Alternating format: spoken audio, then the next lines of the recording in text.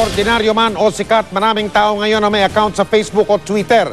Kaya ang mga hindi magkakakilala, nakakaugnayan na ngayon. Pero dahil din sa mga tinatawag na social networking site na mga yan, marami ang nabibiktima ng tinatawag na cyberbullying. Paano nga ba yan may iwasan? Narito ang pagtutok ni Julius Segovia. Tila mas abot kamay na ang halos sinuman dahil sa social networking sites gaya ng Twitter at Facebook. Halos lahat kasi ng tao ngayon in sa social media. Ayon sa isang social media specialist, di raw matatawaran ang bentahe ng Facebook at Twitter, lalo na kung may advocacy na isinusulong o kaya sa pagpapaabot ng tulong o donasyon sa panahon ng kalamidad. Magandang pamamaraan yung Twitter para mag-build ng following at makipag-connect sa mga tao. Pwede mo rin siyang gamitin sa mga adhikain, no? Halimbawa, meron kang advocacy, meron kayong campaign. Social media rin ang venue ng mga artista para mag-promote.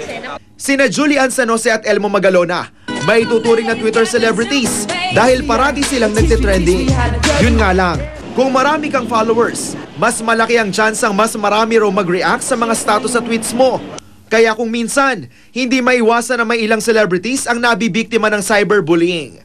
Nakakaranas sila ng panlalait mula sa mga tinatawag na bashers. Kamakailan, nilait ng isang basher ang baby Nate ng Asia songbird Regine Velasquez. Hindi rin nakaligtas sa pambubuli ang international star na si Lea Salonga. Ang megastar na si Sharon Cuneta, inulan din ng batikos mula sa kanyang bashers. Pinatulan na niya ito at sunod-sunod na nag-post ng sama ng loob laban sa mga umunay ng lalait sa kanya at anak na si Casey. Pero ayon sa social media specialist, di raw dapat pinapatulan ng mga panlalait sa social media. Pag nag-engage ka to a debate, mas lalo mong pinapalakas yung kalaban mo. Kasi parang pinapakita mo na malaki yung importance niya. So, pwedeng mag-encourage pa siya ng mas malaking discussion, no? At merong pwede pa mas mag-side sa kanya. Pero kung puno ka na raw sa pambabatiko sa'yo, i-block na lang ang tao kaysa magsalita pa ng masama laban dito. Pag medyo umu-over na, pwede mong i-block. So, kapag binlock mo, then hindi ka na nila message. Another way would also be just to ignore them.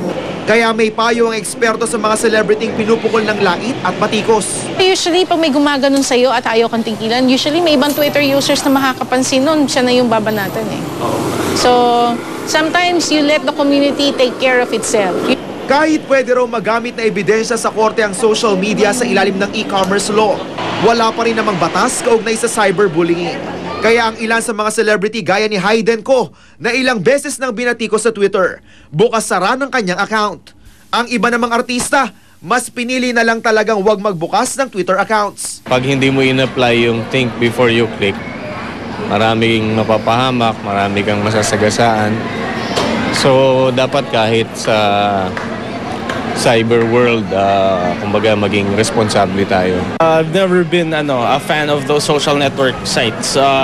Katong from before pa, Friendster. I have a Facebook account but I rarely check it. Sa lahat ng bagay, ika nga, dapat laging in moderation. Bentahe man daw ang dulot ng social media. Mababaliwala rin ito kung naaabuso naman ng publiko ang paggamit nito. Julius Segovia, nakatutok, 24 oras.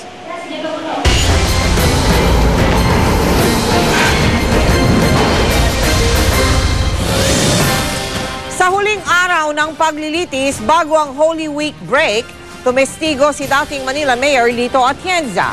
Sinalaysay niya ang pagbili noon ng lungsod ng Maynila sa lupang pagmamay-ari ng pamilya ng may bahay ng punong mahistrado. Mula sa Senado, nakatutok live si Ruth Cabal. Ruth?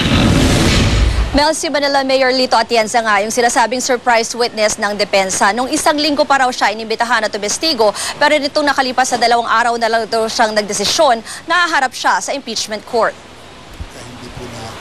Si Atienza ang mayor noong 1999 nang bilhin ng City of Manila ang isang lupa sa Legarda, Bustillos para paglipatan ng lumang Sampaloc Market.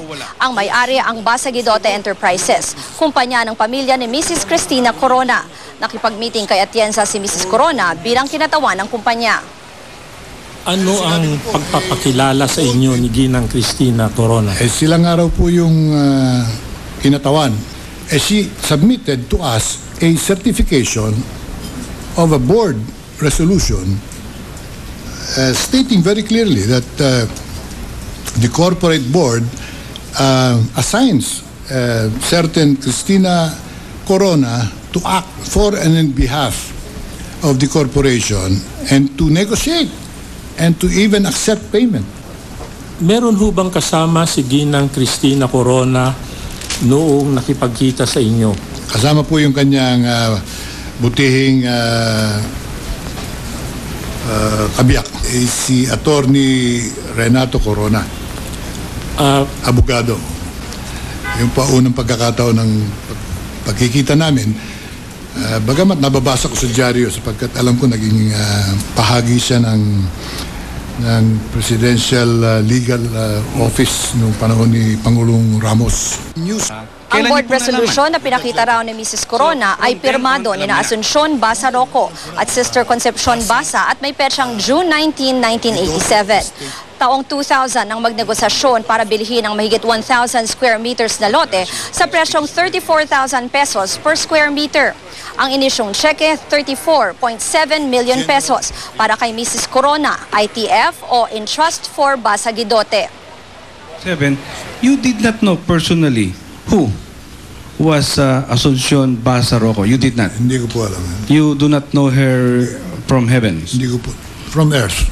Yes. And you do not personally know Sister Concepcion Basa.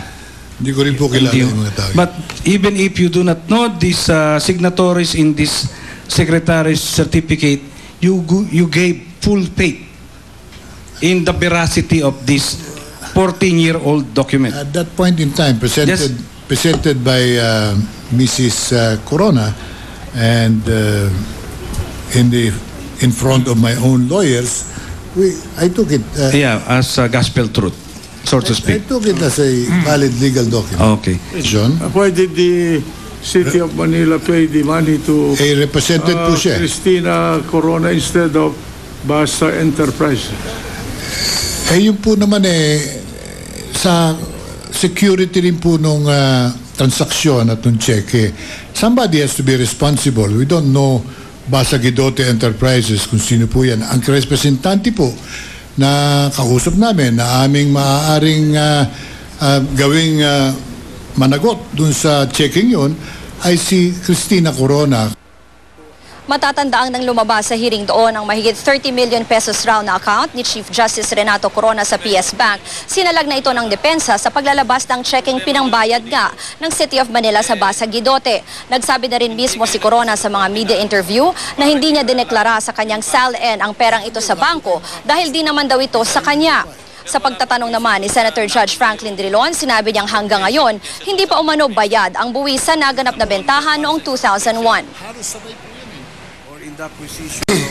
Hindi mo pa alam na hanggang ngayon ay hindi pa po bayad ang capital gains tax. Again, I have no way of... you have no way of knowing.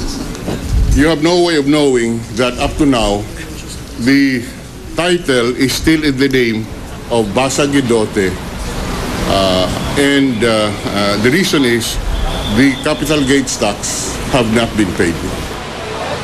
Mel, pasado alas 6 na tapos itong trial ngayon. Sa pagbabalik ng sesyon sa May 7, inaasahang babalik din ulit si dating Manila Mayor Lito Atienza para sa dagdag pang cross-examination. Mel? Ruth, napuntuhan ba yung kung panahon pa ni dating Mayor Atienza, ba't hanggang ngayon nandoon pa yung pera? Nasa bangko pa yung pera? Mga panahon, mga 1990 ba si Mayor Atienza? Medyo masalimut kasi, Mel, yung issue na yan kasi may sinasabi pa dyan na meron daw cash advance na 11 million pesos pa si Chief Justice Corona mula dyan sa pera na yan. Kaya mukhang mahaba-haba pa ang diskusyon tungkol dito sa amount na ito, Mel. Kaya hintayin natin yan pagbukas muli ng sesyon sa Mayo, Mel. Maraming salamat sa iyo, Ruth Cabal. Susunod, mga sospek na nakunan ng litrato ng ninakaw na iPhone patuloy na hinahanap.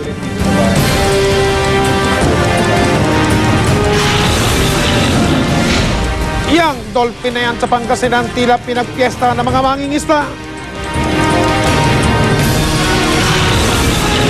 Baliksahan sa pagluluto o cooking contest sa Dagupan, Pangasinan, pasarapan sa pagluluto ng yan, organic lechon. Yung video na yan ng isang player ng PBA, tila nahuli ang pinalo mo na bago, ilang saglit pa bago bumaksak. Usap-usapan ngayon sa internet yan. Tututukan natin yan sa pagpapatuloy ng 24 oras.